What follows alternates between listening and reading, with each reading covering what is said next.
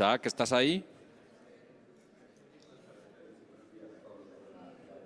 Hola, Isaac. Buenas tardes. Pues ya está. Buenas tardes allí. Mi reloj indica la hora que tienes tú y mi móvil la que tengo yo. Bienvenidos a todos a este panel. Hemos escuchado brevemente a la secretaria Lucenena González Escobar. Hemos visto su presentación de cuáles son los retos que afronta el Gobierno de México. Tenemos aquí a tres panelistas que saben mucho de lo que hablan, sobre todo en el sector de energía, quizás también en otros. Y me gustaría rápidamente, como andamos cortos de tiempo, darle la palabra a Isaac Valero, que es el responsable de Relaciones Internacionales en la Dirección General de Energía de la Comisión Europea, y luego pasaremos a Joana y a Eduardo rápidamente. Isaac, no tenemos mucho tiempo y te voy a preguntar, como te puedes imaginar, no solamente qué te ha parecido la intervención de la secretaria de Energía, que imagino que te habrá parecido bien, y si no te ha parecido bien, di que te ha parecido bien. Pero en segundo lugar te voy a preguntar por la política europea de seguridad energética y de transición energética a la luz de la presentación que ha hecho la secretaria de Energía. No sé si ves que tienes 4 minutos y medio, que yo sé que para ti es un desafío, pero vamos a intentar, yo te diré cuándo tienes que ir acabando. Adelante, Isaac.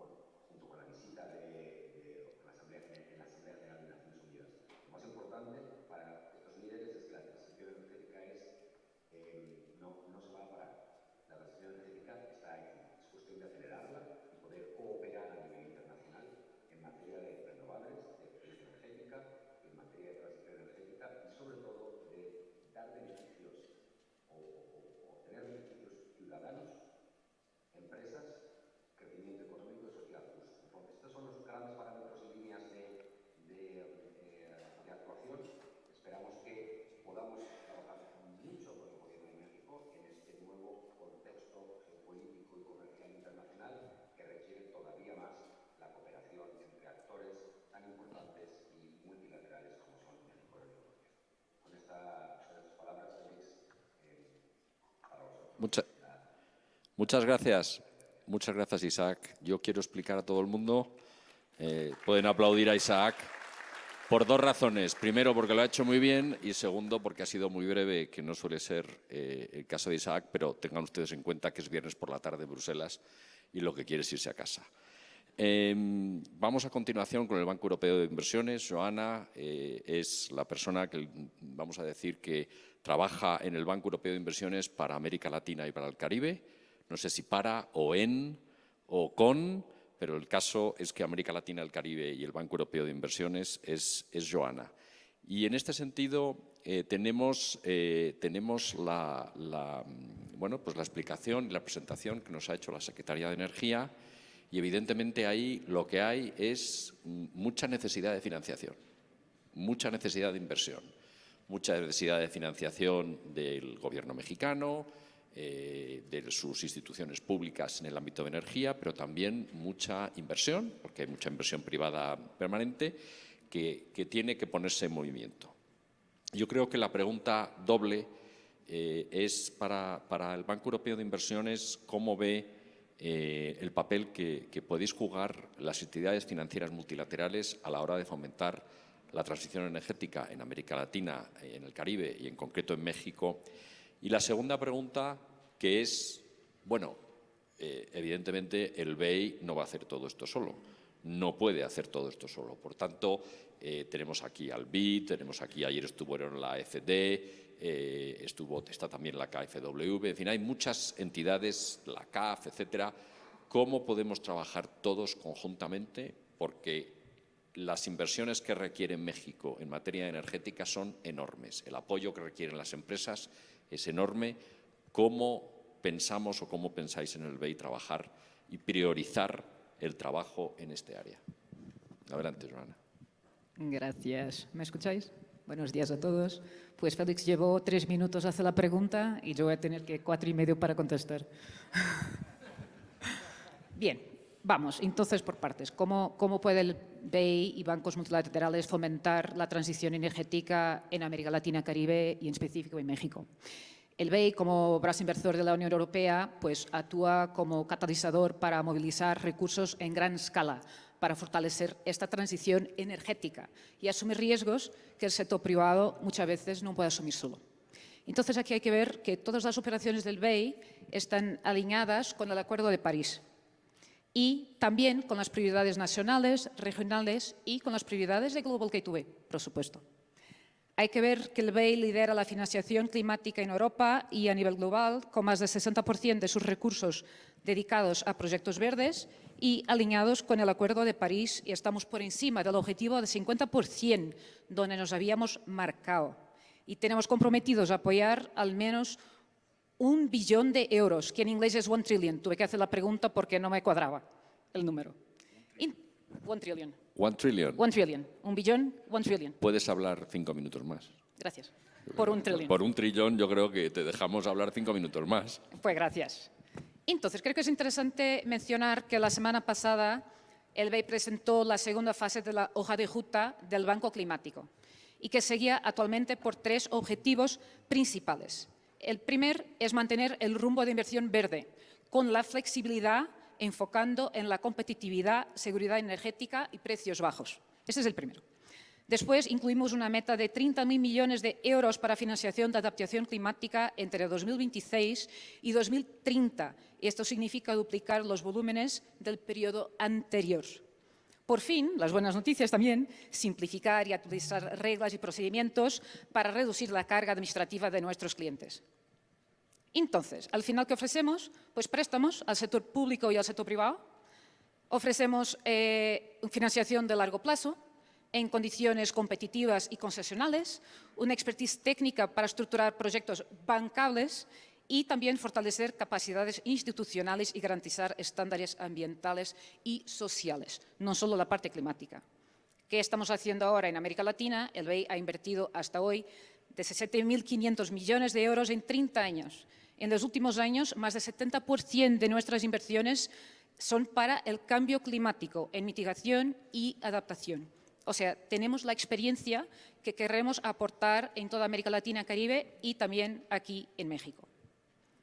Vamos ahora a la segunda parte que está relacionada con la cooperación.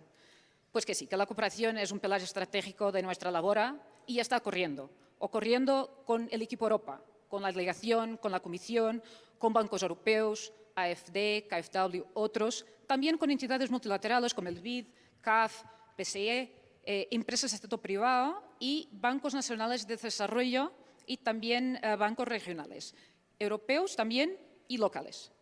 En el marco de Global Gateway estamos estructurando proyectos con cofinanciación europea y participación privada, local y nuestra de Unión Europea. ¿Qué criterios tenemos para priorizar? Estratégico. En caso de México, Unión Europea, vamos a alinear las estrategias nacionales y regionales, como los planos estratégicos nacionales que se presentarán ahora, y nuestras prioridades reflejadas en la estrategia Global Gateway Investment Agenda. Claro, somos un banco. Tenemos en consideración la calidad técnica, la madurez, viabilidad técnica, solvencia financiera de nuestros clientes, todo ese lenguaje financiero de los bancos que todos traemos. Tenemos en cuenta el impacto climático y social, no podemos olvidar de la parte de desarrollo social y priorizamos proyectos que puedan traer capital privado mediante esquemas de financiación mixta. Y si tengo un minuto más, voy a dar aquí un pequeño ejemplo. Sí, qué bien. El BEI está financiando en conjunto con el equipo Europa, la Comisión, a través de donación, también AFD y KfW, proyectos de hidrógeno verde en Chile. Y tiene como objetivo convertir el país en un líder mundial de producción y exportación de hidrógeno limpio para 2030, porque tienen un potencial enorme de solar y eólico. El BEI y los otros bancos, también la Comisión, financiarán una plataforma a través de una agencia pública Corfo, o sea, financiación pública, con el objetivo de descarbonización de la economía chilena, que crea empleos verdes, genera oportunidades comerciales para empresas locales y europeas y creemos que en tiempo va también a ayudar con la demanda de importación de hidrógeno renovable. Entonces, aquí sabemos que es un sector que tiene sus retos, el costo alto de inversión, riesgo operacional, financiero, social, ambiental. ¿Cómo podemos nosotros movilizar el capital privado? A través de lo que llamamos el blended finance. Entonces, esta financiación combinada de una financiación de costo bajo, con donación, con el conocimiento, con la expertise técnica, pues podemos mitigar algunos de esos riesgos. Por ejemplo, sabemos que el coste es muy alto y con la financiación baja podemos bajar el OPEX, el costo de los intereses y poder permitir al sector público y al sector privado invertir en un sector de alto riesgo. Podemos también traer asistencia técnica y estudios de viabilidad que pueden ser financiados por la Unión Europea u otros socios y que van a reducir la incertidumbre y mejorar, por cierto, la viabilidad bancaria de estos proyectos. Y también tenemos, claro, la exigente revisión financiera, ambiental y social por parte del equipo técnico del BEI y de los otros multilaterales que van a traer un sello de calidad y que tiene un efecto aglutinador con el sector privado. Y creo que ya sobrepasé un poquito mi tiempo, pero muchas gracias. Está bien, muchas gracias. A mí me gusta la gente que sobrepasa su tiempo con trillones. Con dinero. Exacto, está muy bien. Eduardo, no te vamos a pedir trillones, pero Eduardo San Miguel es el CEO de Técnicas Reunidas y está hoy aquí de visita en México y nos parece muy importante contar con su conocimiento, que no solamente es latinoamericano, sino que es mundial.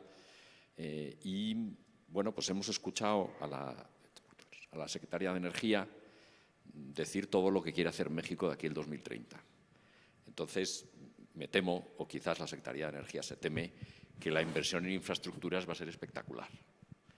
Y yo creo que infraestructuras es lo que vosotros hacéis bien, si tengo entendido más o menos de las... Bueno, sí, ¿qué hacéis? Muchas. Bien, ya veremos después. Entonces, la cuestión es esa experiencia que tenemos en Europa, los grandes contratistas, ese enorme inversión en infraestructuras en el sector energético, en todo el sector energético, evidentemente el verde, pero no solo el verde, por la característica energética de México.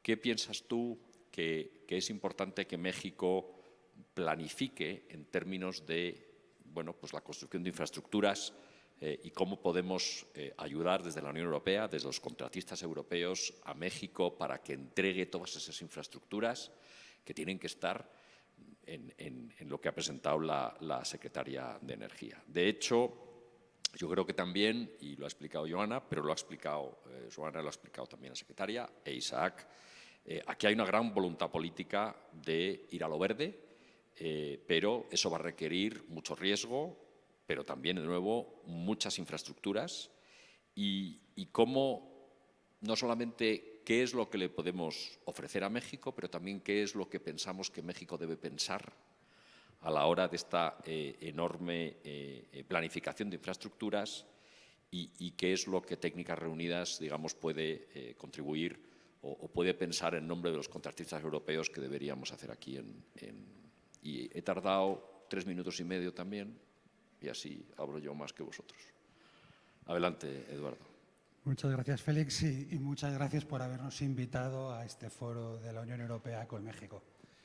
No creo que sea Técnicas Reunidas la empresa que tenga que venir a contarle a México qué es lo que le tiene que pedir a Técnicas Reunidas, pero sí que puedo compartir con vosotros muchas de las experiencias, muchas de las tendencias que vemos que están ocurriendo en otros países y que probablemente sean circunstancias, sean formas de hacer que veremos en México cuando se acometa todo ese plan de infraestructuras que ha estado comentando antes la secretaria de Energía.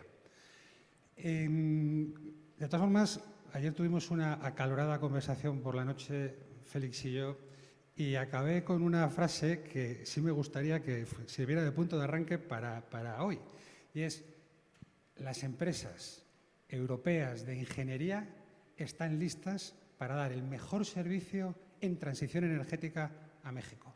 Y la razón es muy simple. En Europa hemos visto venir la oportunidad de la transición como algo cercano, diría yo que casi inminente, durante los últimos 5 años. Y todas las empresas nos hemos dimensionado, nos hemos preparado para acometer esa transición. Y lo que ha ocurrido es que, bueno, las circunstancias geopolíticas que todos conocemos pues han provocado un parón en el mundo de la transición energética y nos hemos encontrado pues con todos los recursos disponibles, todos los cuadros de mando preparados, todo el know-how listo, pero con relativamente pocos proyectos. Por tanto, países como México, que hacen una apuesta decidida por la transición, siempre van a poder contar con un sólido colaborador en Europa. Bien. Quería mencionar 4 tendencias que a lo mejor incluso alguna puede resultar chocante, pero creo que México debe valorar la procedencia de estas tendencias cuando se construyan los proyectos. La primera es la modularización de los proyectos. Ya, esto es una sorpresa, los proyectos no se construyen en el sitio en el que se va a quedar la planta. Los proyectos se construyen a cientos de kilómetros del lugar en el que se va a terminar quedando la planta. ¿Por qué? Pues por varias razones. En primer lugar, originariamente el objetivo era, no siempre era fácil cuando estabas construyendo una unidad en un entorno pues de una refinería, por ejemplo, que hacía falta hacer una unidad en el centro, había tantas interferencias en la construcción de esa unidad que a veces era más práctico hacerla en otro sitio, transportarla y colocarla. Bueno, pues ese que era el origen luego produjo algunas ventajas y las ventajas más importantes que se produjeron fueron, primero, que la seguridad en la construcción ha aumentado. En clientes con una conciencia social, preocuparse de la seguridad en el proceso de construcción es crítico. ¿Por qué? Porque los módulos, siendo grandes, siempre son más pequeños, se trabaja más a nivel de suelo, es más seguro en líneas generales. Son ambientes más controlados de ejecución. Pero tienen una ventaja importante. Esos sitios en los que se construyen, que nosotros los llamamos yards de construcción, los colocas donde te conviene. A veces, en el sitio en el que quieres construir no está la capacidad de construcción que necesitas. O a veces te viene bien llevar esa construcción a otro rincón porque por razones técnicas tú quieres ubicar la planta en un rincón del país, pero necesitas desarrollar la actividad laboral en otro rincón del país. Entonces, el yard te da la flexibilidad de poder construir donde te da la gana. Y esto es una herramienta muy útil para desarrollar de forma equitativa las diferentes regiones dentro de un país. Una segunda característica que estamos viendo en todos los rincones del mundo es todos los proyectos se construyen en un fast track. La prioridad es acabar rápido y tiene mucho sentido porque la energía es el vector básico del crecimiento y no hay crecimiento si no hay energía y por eso todos nuestros clientes, todos los países nos meten una presión inmensa a los contratistas para que acabemos las plantas lo antes posible.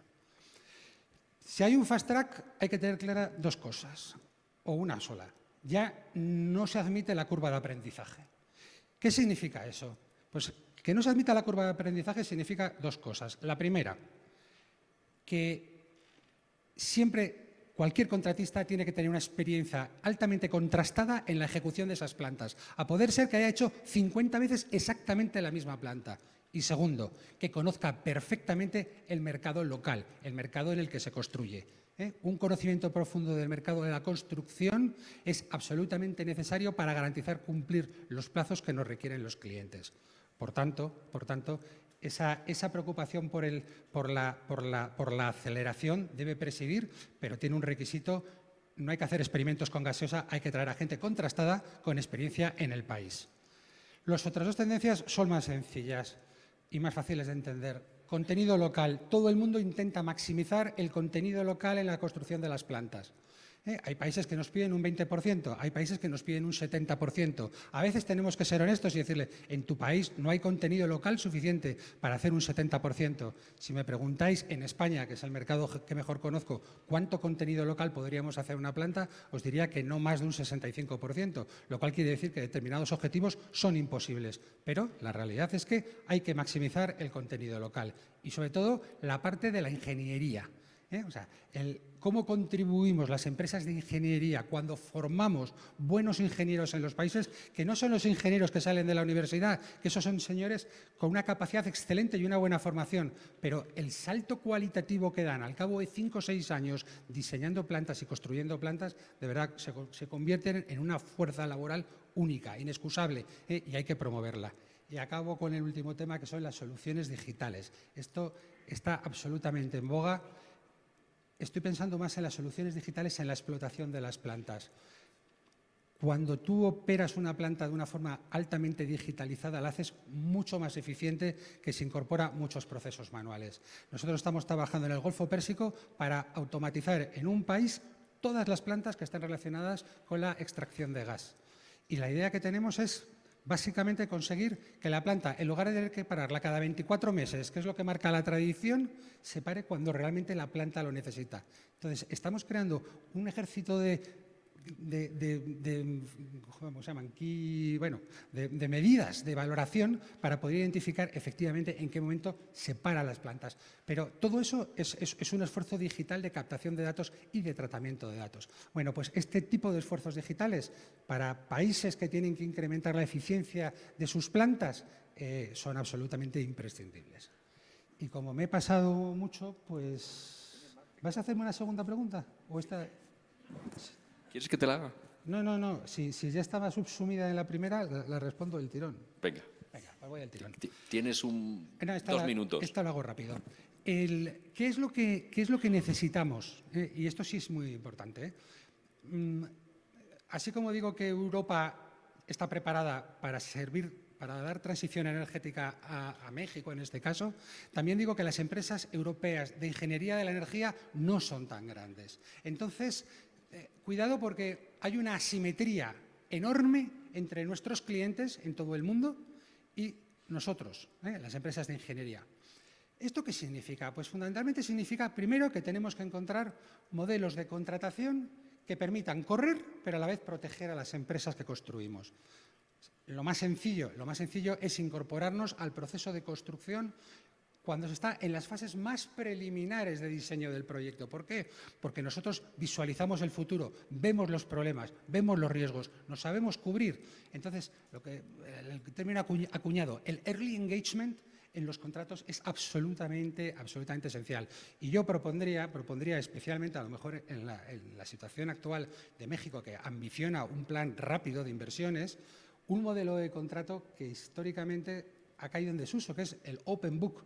El Open Book es un modelo básicamente que consiste en hacer toda la ingeniería, lanzar las compras sin comprarlas, analizar a fondo el site de construcción, ver todas las necesidades de construcción, y cuando la empresa de ingeniería al cabo de 15 meses conoce perfectamente el proyecto, te sientas con el cliente en libros abiertos, por eso se llama Open Book, y le dices, mira, estos son los costes, le aplicamos el multiplicador que hayamos pactado y cerramos un precio. Y yo creo que esa necesidad de un entendimiento simétrico, o un entendimiento para compensar la simetría, creo que es mejor, una cierta empatía por parte del cliente respecto a las empresas de contratistas es absolutamente imprescindible para conseguir el éxito. Y ya está. Muy bien. Sí, sí, fenomenal. Muy bien. Bueno, pues muchas gracias. Muchas gracias a todos. Yo creo que hemos pasado, en mi mundo ideal, de la política de la Secretaría de Energía y la política energética en Europa a la financiación y a las formas de trabajar. Y yo creo, como dije ayer, lo que nosotros estamos intentando desde la Unión Europea es juntar los tres elementos. No va a funcionar si las formas de hacer no funcionan, no va a funcionar si no hay suficiente financiación, no va a funcionar si no hay un poquito de dirección política.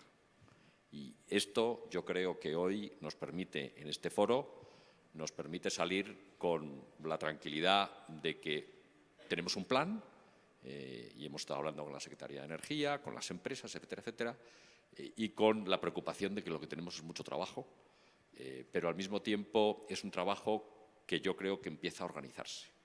Si tenemos, y creo que esto es el resultado final de este panel de esta mañana, si tenemos la política, si tenemos la financiación y tenemos las formas de hacer y la industria, yo creo que la Asociación México-Unión Europea para la Transición Energética de México y del mundo, yo creo que es un buen plan. Y agradezco mucho a Eduardo, a Joana, a Isaac y a la secretaria, que todo el mundo conoce como Luz Helena, que hayan estado esta mañana con nosotros, porque creo que lo que hemos hecho es bajar la conversación un piso a unos temas más prácticos, que es lo que realmente necesitamos ahora, que es ponernos a trabajar y dejar de hablar. Y eso es lo que voy a hacer yo, dejar de hablar. Así que muchas gracias a todos.